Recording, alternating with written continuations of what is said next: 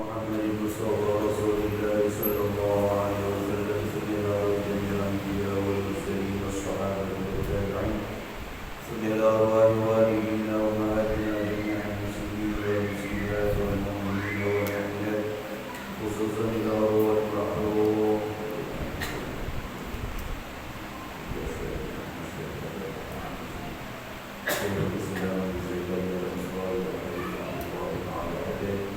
وإلى أمة النبي محمد المصطفى رسول الله صلى الله عليه وسلم كرام الفاتحة.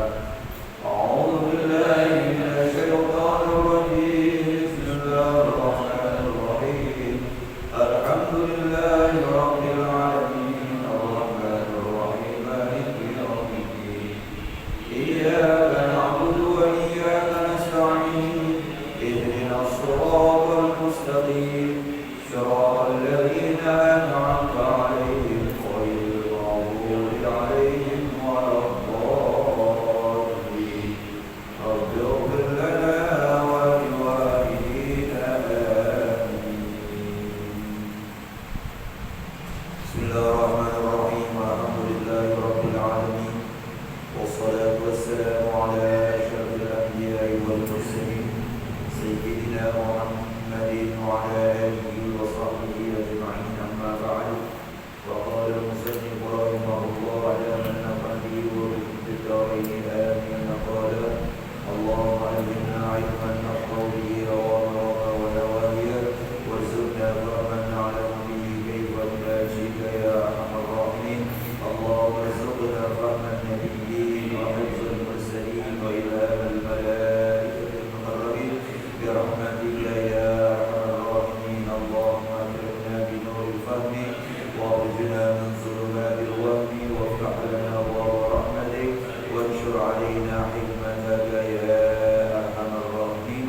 آمين يا رب العالمين.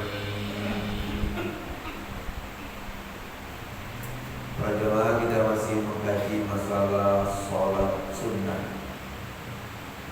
soal puasa sunnah. Puasa sunnah yang kalau kita kerjakan kita mendapat pahala, kalau kita tidak kerjakan tidak berdosa. Melanjutkan bacaan kemarin yang belum tuntas tentang puasa-puasa sunnah. Sekarang adalah wa yaumi arafata li ghairil haji. Yang termasuk puasa sunnah adalah puasa pada hari Arafah, tanggal 9 bulan haji, li ghairil haji, bagi selain orang yang sedang melaksanakan ibadah haji. Jadi kalau orang yang sedang berada di padang Arafah, ketika dia sedang melaksanakan ibadah haji tanggal 9 itu dia enggak puasa, karena dia sibuk dengan ibadah hajinya, dengan nusuknya, ya. Jadi di Arafah itu ya dia zikir, baca Al-Quran, ya, dan baca sholawat, baca apa saja lah yang dia bisa baca. Nah, itu yang disunahkan puasa pada hari Arafah adalah orang-orang yang ketika itu sedang tidak melaksanakan ibadah haji. Seperti kita di Indonesia dan hari kita melaksanakan puasa sunnah hari Arafah. Wa huwa tasi'un bil hijjati. Hari Arafah itu adalah tanggal 9 bulan haji. Li'annahu sallallahu alaihi wasallam su'ila an shaumi yaumi Arafah. Karena sesungguhnya Rasulullah sallallahu alaihi wasallam pernah ditanya tentang puasa pada hari Arafah, tanggal 9 bulan haji itu. Faqala, kemudian Rasulullah menjawab, yukaffirus sanatal madiyata wal mustaqbalata. Jadi puasa Arafah itu menghapuskan dosa-dosa tahun kemarin, tahun yang lalu, dan juga menghapuskan dosa-dosa tahun yang akan datang. Jadi 2 tahun tuh dosa-dosa kita yang ada lantaran kita puasa 1 hari di tanggal 9 bulan Arafah dihapuskan oleh Allah Subhanahu wa taala. Pekerjaan yang gak seberapa, hanya gak makan, gak minum, gak hubungan badan suami istri sehari bulan Ramadan hanya sehari, hanya 12 jam. Tapi hikmahnya menghapuskan dosa 2 tahun. Kalau seandainya kita gak punya dosa, menjadi pahala buat kita. Nah, di sini penghapusan dosa bisa juga diartikan orang itu ditahan daripada perbuatan maksiat.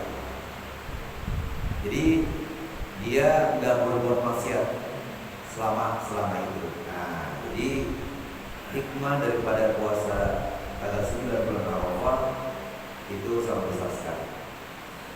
Jadi ini azam kita ya tahun depan nih, kalau panjang umur, sehat walafiat, jangan sampai lewat. Kalau kemarin sudah lewat, jangan pikirin dah.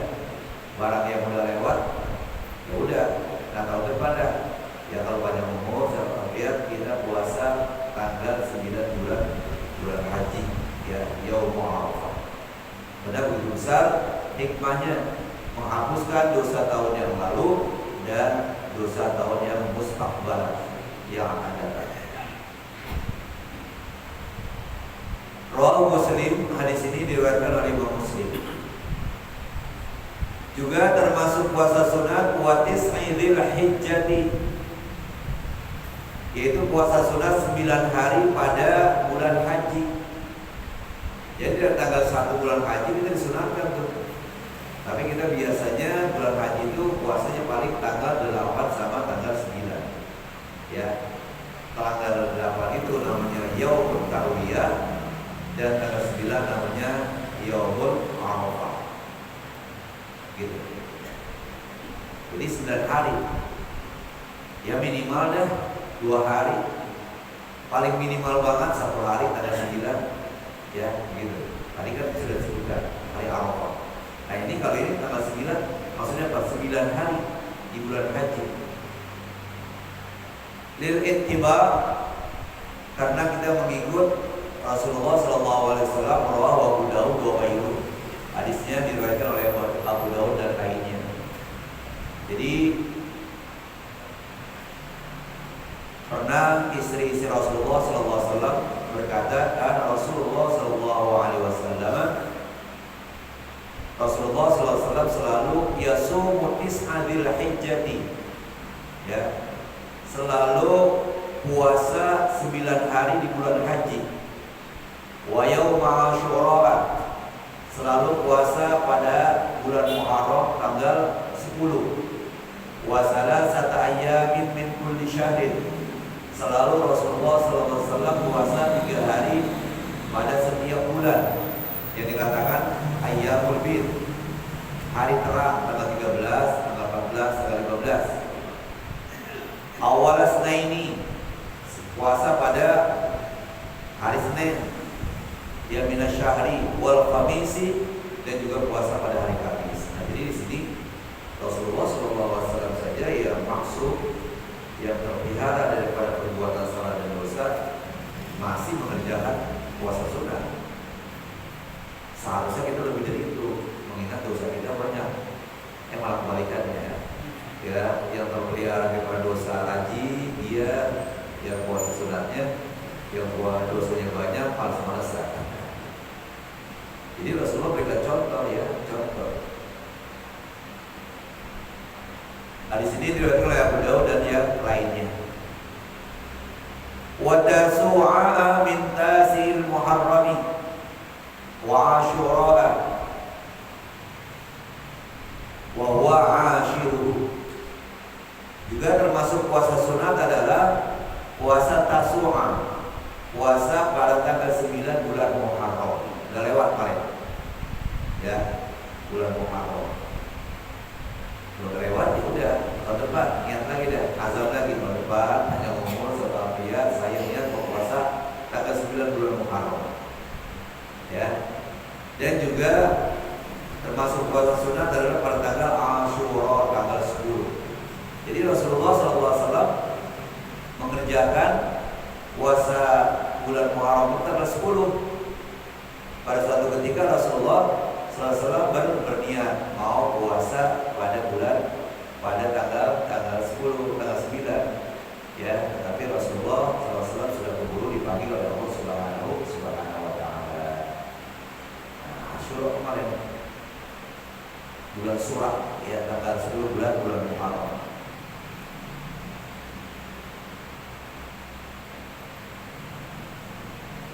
Ya, jadi kemarin yang ngerjain alhamdulillah.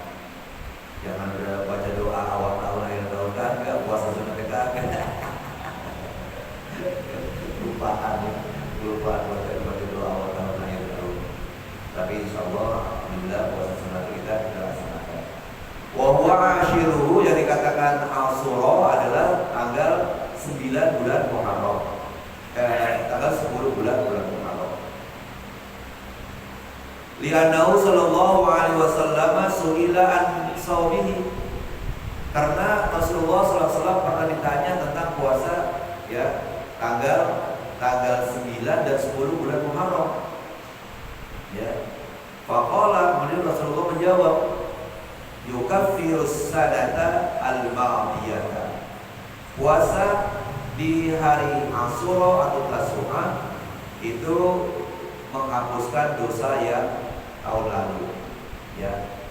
Jadi kalau tadi puasa Arafah menghapuskan dosa 2 tahun, tapi kalau puasa Tasyura atau Asyura menghapuskan dosa 1 tahun. Jadi kata lain, kalau kita puasa sunat semua yang ada dalam 1 tahun itu, masya Allah, puasa kita pahala itu banyak banget. Senin, Kamis, puasa Nabi Daud, hari puasa, hari buka, Ayyamul Bid, tanggal 13, 14, 15, tanggal 12 Syawal, bulan Rajab, bulan Ramadan. Pahala kita, masya Allah, bukan main, ya. Nah, jadi yang sunat banyak, yang sunat. Jadi kata Rasulullah begitu. Waqala, seraya berkata Rasulullah, la in ishtu ila qabilin la asumanna tasi'a fama taqablahu. Rasulullah sudah punya azab, Rasulullah sudah punya cita-cita.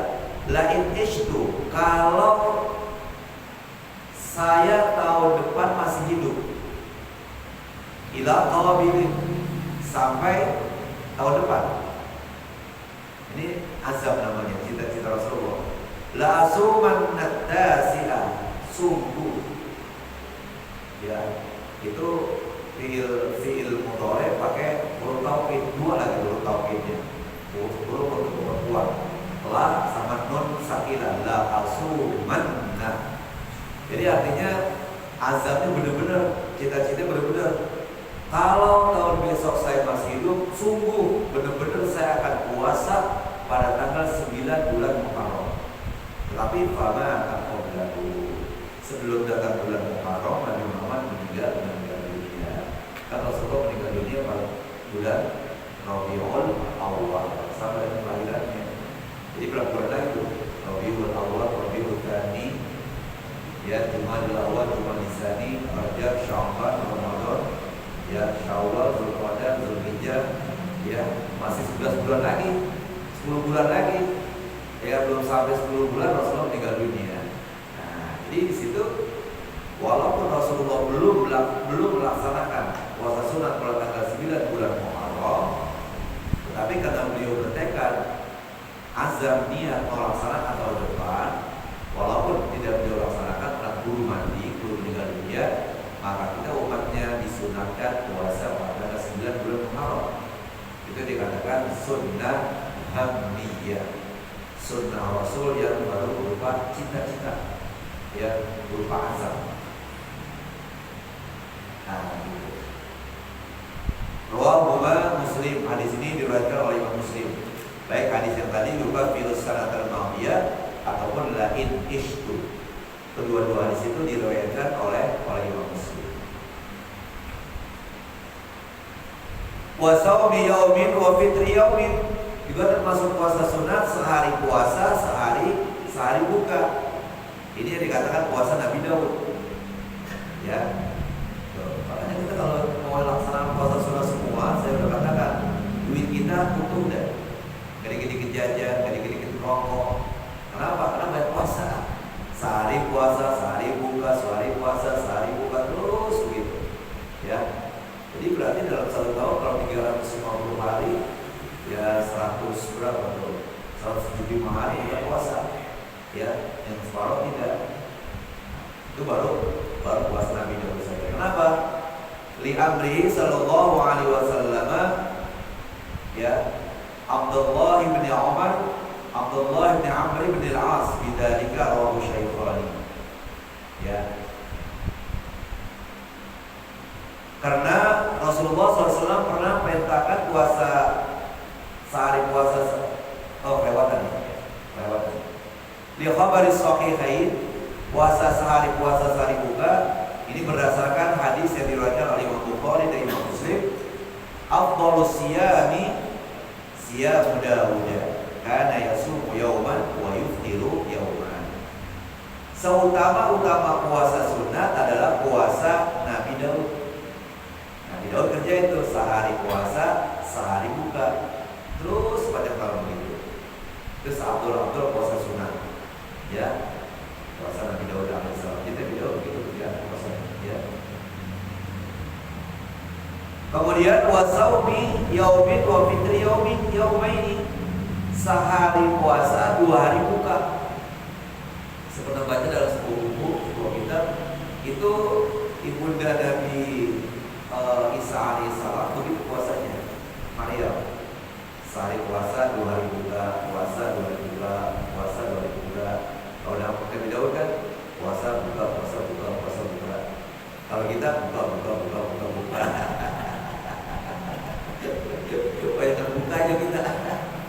Habis kalau pagi-pagi ke sarapan nasi itu kayak enak. Jadi kita banyak bukanya. Ya. Iya. Jadi itu dikatakan puasa sehari dan buka 2 hari.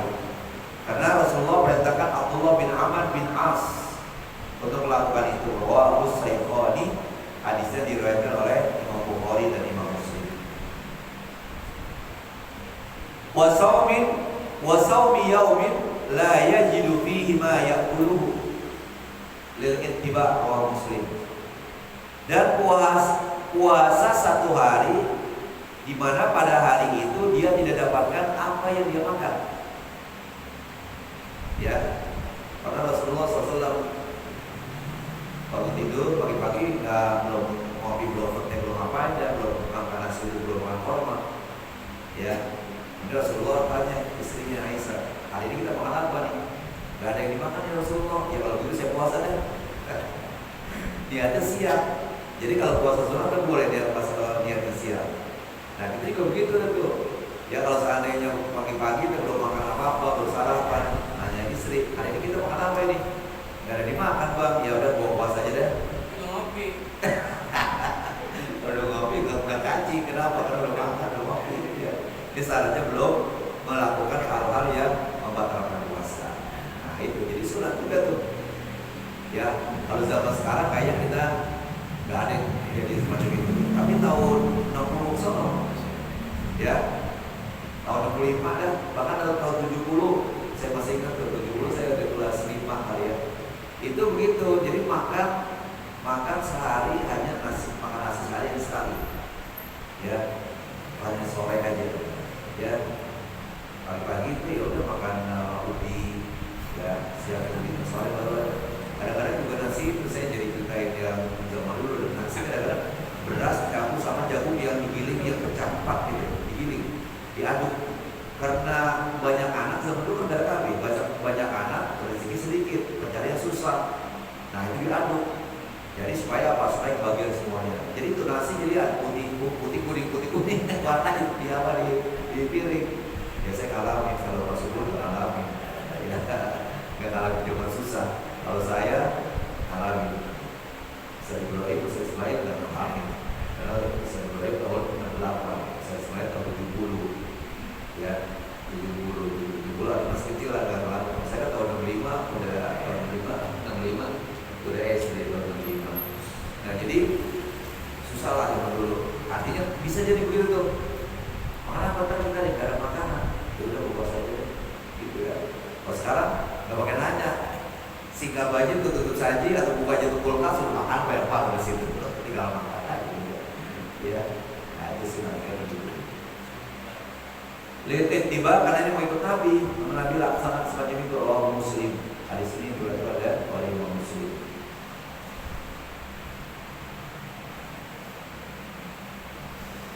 Kita berdua. Sekarang bisa lewat 9 ya? Oh 8. Ya sudah dulu datang nanti kita berdua atau kalau sedikit. Insyaallah nanti kita lanjutkan wasau di Sya'ban. Nah bulan Sya'ban. Bulan Sya'ban itu kalau bahasa kita bulan Rawah.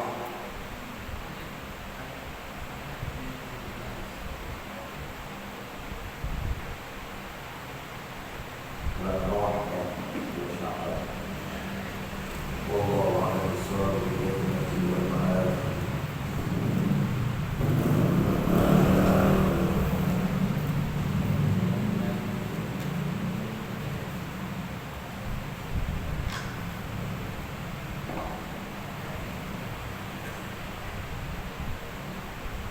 Ya kita lanjutkan baca kita. Bismillahirrahmanirrahim. Wa qala sallallahu alaihi wasallam, dan bersabda Rasulullah sallallahu alaihi wasallam,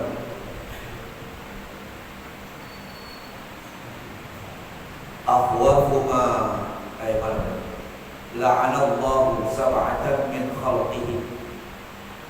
Allah Subhanahu wa taala mengutuk, melaknat 7 kelompok manusia dari makhluk Allah Subhanahu wa taala. Ya kalau dikutuk sama Allah nanti disiksa ya. Min fawqi sab'i samawatin, dari atas 7 lapis langit. Wa haddada al-la'nata 'ala wahidin minhum thalathan. Nabi mengulang-ulang laknat itu 3 kali. Ya, 2 sekali, tapi 3 kali disebut. Itu pertanda sangat murka itu Allah Subhanahu wa taala. Wa ana kullu wahidin la'natan takfihi. Dan yang lainnya cukup ya 1 kali laknat. Kalau yang itu yang apa namanya yang lainnya ya 7 kali. Nabi Muhammad laknat apa mengulangi sampai 3 kali. Sedangkan yang lainnya itu hanya sekali. Takfihi cukup sekali. Qala Rasulullah bersabda, mal'unun man 'amila 'amala qaumi Lutin. Terkutuklah orang yang melakukan perbuatan kaum Nabi Lut. Homoseks, laki-laki ya dengan laki-laki. Gitu. Karena Allah sudah atur sedemikian rupa laki-laki dengan perempuan, nah, laki-laki dengan laki-laki itu sesuai dengan kehendak Allah Subhanahu wa taala.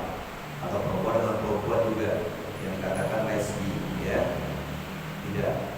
Jadi Allah mengutuk, terkutuk orang yang melakukan perbuatan kaum Nabi Lut.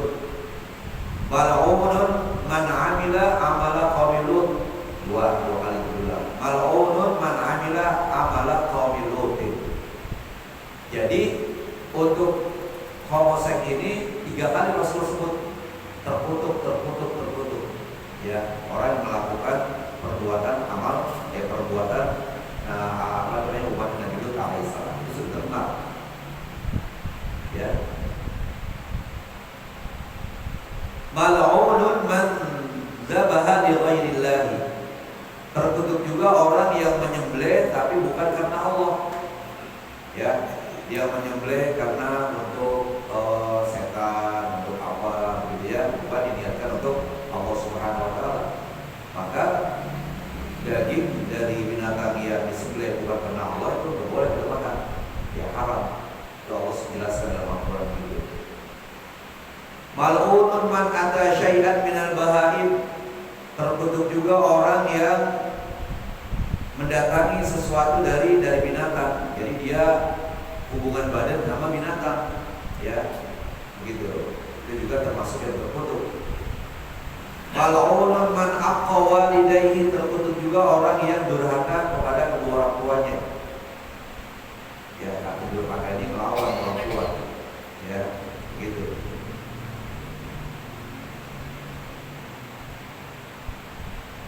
Kalau kita sih ya seharusnya kita yang sudah punya anak, kalau punya cucu, kebetulan masih ada orang tua kita, ya itu seharusnya kita sadar bahwa orang tua, jadi orang tua itu capek, lelah, ya begadang segala macam lah ya. Kalau itu ya kita harus berbakti, karena kita merasa sendiri, gitu.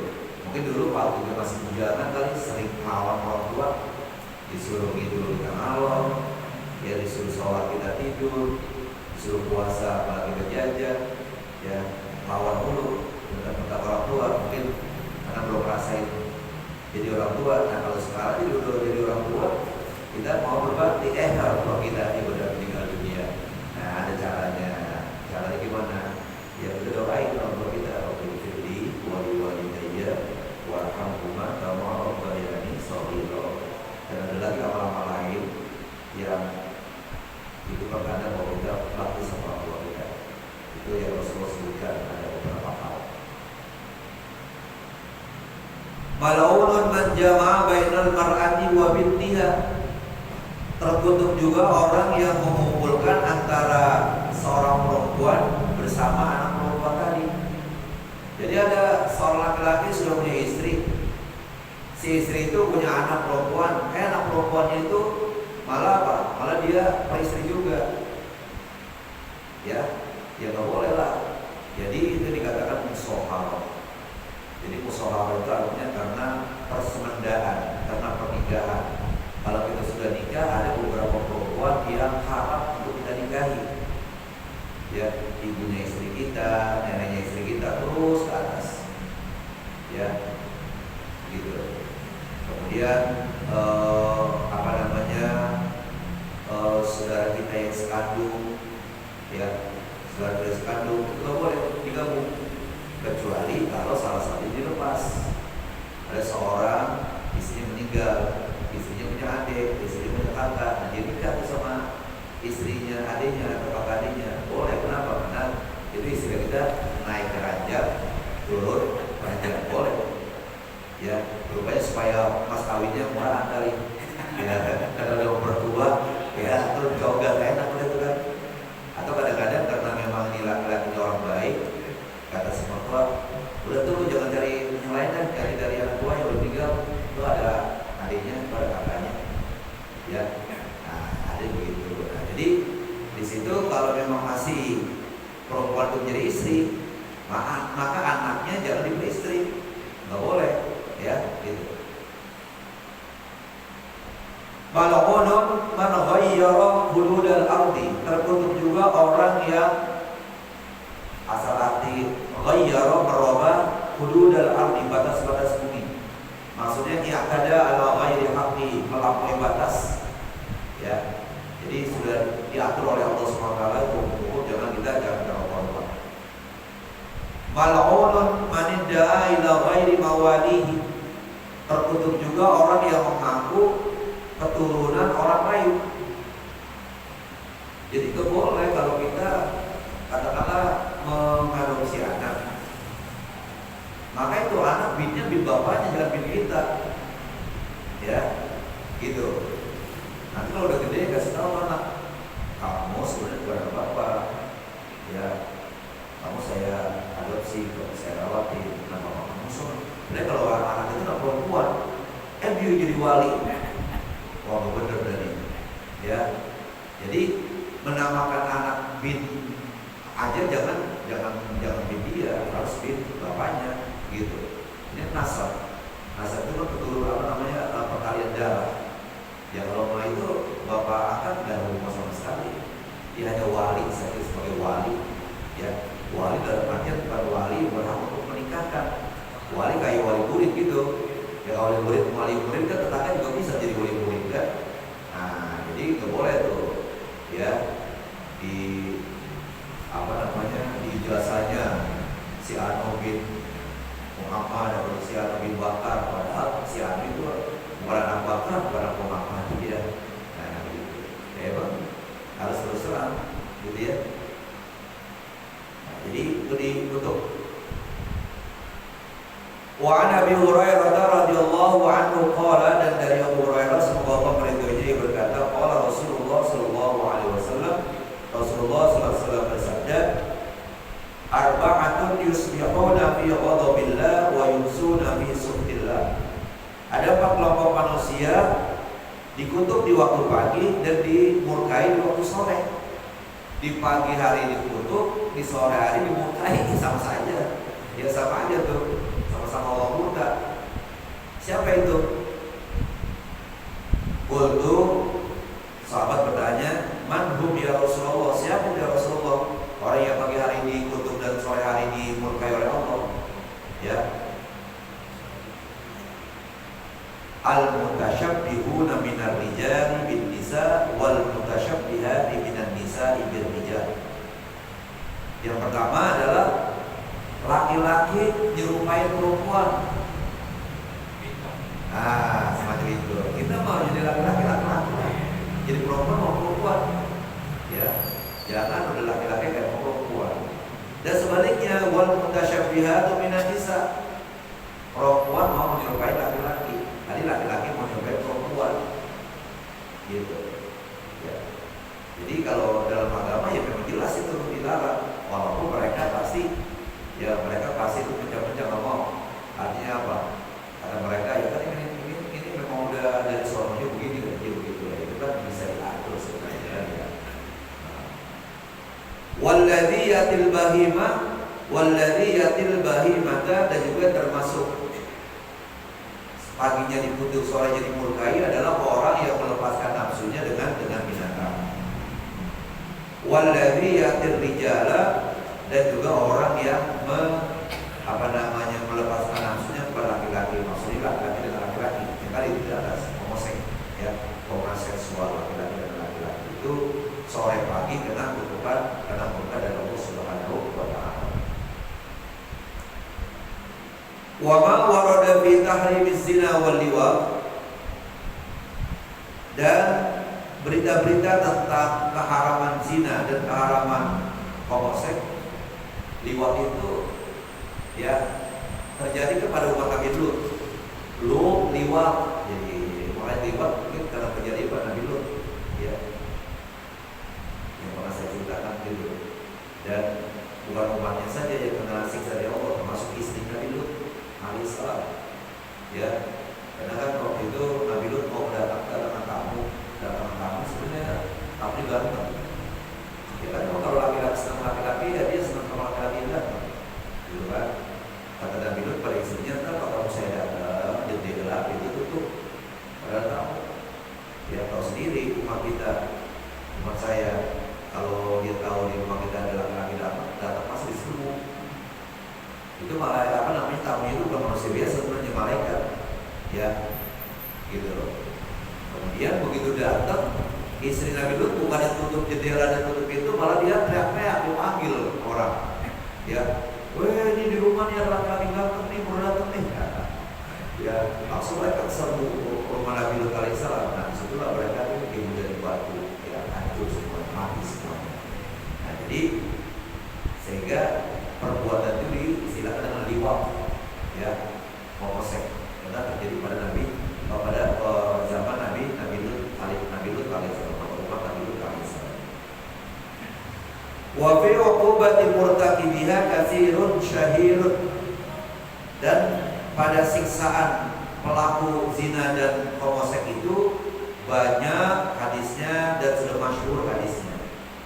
Hasbuka bihima qubahan wa tahriman wa nakalan, cukuplah pada Anda penjelasan tentang zina dan homoseks ini, bahwa kedua itu qubahan, ya, itu merupakan perbuatan buruk, wa tahriman, perbuatan haram, wa nakalan, dan perbuatan yang akan mendapatkan sanksi berupa siksa dari Allah Subhanahu wa Ta'ala. Qubahan wa tahriman wa nakalan. Ma rattaballahu 'alaima fid dunya qabla al-akhirah min al-haddi wal 'uqubati. Ya Allah Subhanahu wa Ta'ala sediakan siksaan untuk zina, pelaku zina dan pelaku homoseks itu baik di dunia sebelum akhirat, berupakan hukuman dan 'uqubah, siksaan. Jadi nanti kalau orang zina itu siksaannya di dunia dia harus dilihat dulu. Kalau pelakunya itu adalah pelaku yang masih bujangan, ya, yang masih gadis, yang masih dijaga, itu namanya zinanya zina ghairu muhsan. Hukumannya dia dicambuk, dipecut sebanyak 100 kali dan diasingkan selama 1 tahun. Ya kalau zaman sekarang saat diasingkan di penjara 1 tahun, karena dia masih bujangan. Tapi kalau pelakunya sudah pernah nikah, nikahnya nikah yang sah. Karena ada nikah yang sah, dia nikah gak pakai wali, ya, nikah gak pakai wali. Nah beberapa kemudian dia berzina, maka dia dianggap masih belum nikah karena pernikahan kemarin rusak. Ini nikahnya yang sah. Nah jadi kalau pernah nikah namanya zina muhsan. Hukumannya apa? Dia dirajam, disambit dengan batu sampai mati, diikat di tiang atau dibendek di setengah badan, disambit berapa kali, bukan hitungan kali sampai mati. Itu berat, ya kan? Nah maka nanti itu dikatakan sih tadi minal haddi wal uqubah. Jadi Allah Subhanahu wa taala sediakan siksaan untuk keduanya, orang yang melakukan zina dan orang yang homoseks itu di dunia sebelum akhirat berupa hukuman wal uqubah dan siksaan. Insyaallah kita bayar dari kata suci saya. Nauzubillah min dzalik. Astagfirullahaladzim. Jangan sampai kita melakukan itu ya. Baik para jamaah, sebelum kita baca doa dan baca Fatihah dengan harapan mudah-mudahan Allah Subhanahu wa taala memberikan pahala kepada orang-orang yang berbakat hartanya di sholat kita ini, dan mudah-mudahan orang tua kita, saudara kita, teman kita, orang-orang yang mencintai sudah meninggal dunia ditempatkan tempat sebaik-baik oleh Allah Subhanahu wa taala. Yang lagi pada sakit kesehatan badannya, dia juga sedang belajar menjaga kebaikan Allah Subhanahu wa taala dan diberikan ilmu yang bermanfaat. Ada ini dan besok Ustaz Sarmada mau